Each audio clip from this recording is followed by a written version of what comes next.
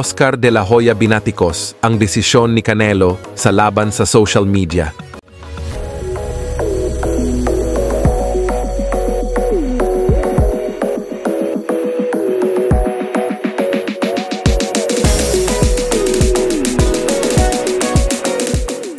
Si Oscar De La Hoya ay nag-post sa social media upang batikusin si Canelo Alvarez sa pagtangging makipagkita at makipag-usap kay Turki Al-Sheikh.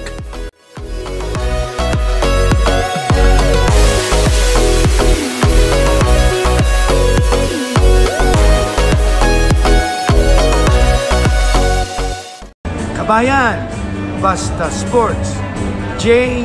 Mello. Basta Sports, J. Mello. Basta Sports, J. Mello. Thank you. That's what I follow, Basta Sports, J. Mello. Welcome to our daily dose of boxing videos.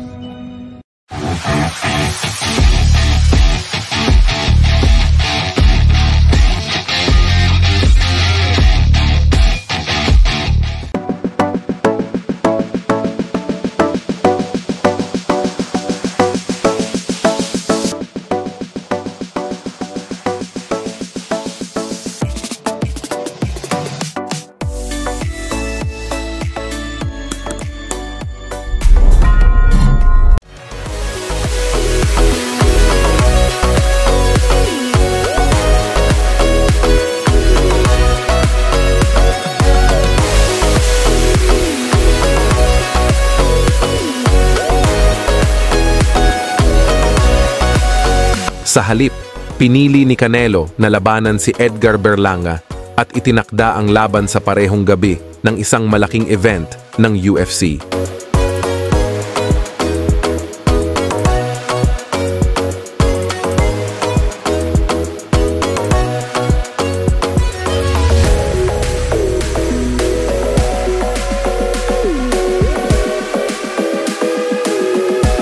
Ipinahayag ni De La Hoya ang kanyang pagkadismaya sa desisyon ni Canelo na sinasabing ang pagpili na iwasan si Al-Sheikh at ang laban kontra UFC ay maaaring negatibong makaapekto sa paglago ng sport at sa paglahok ng mga tagahanga.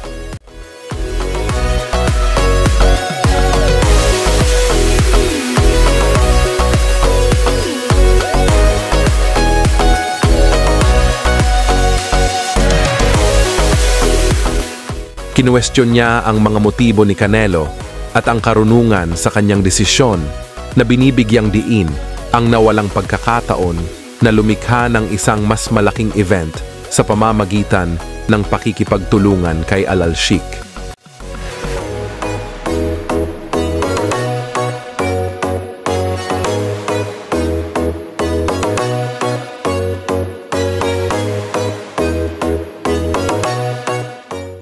Ang mga pahayag ni De La Hoya ay nagpasiklab ng diskusyon sa mga tagahanga at analyst kung saan marami ang nagtatalo kung tama ba ang naging hakbang ni Canelo o dapat niyang isaalang-alang ang ibang paraan.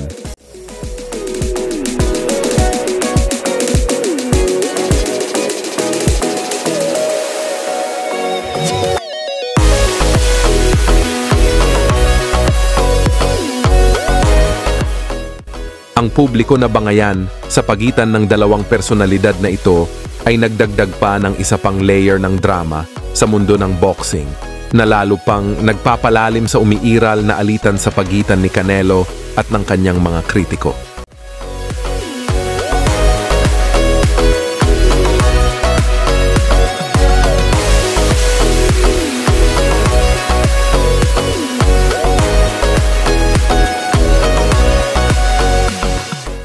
Shout out Basta Sport J-Mel.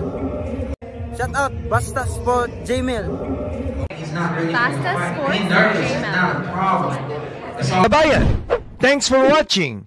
Don't forget to like, comment, and subscribe to this channel.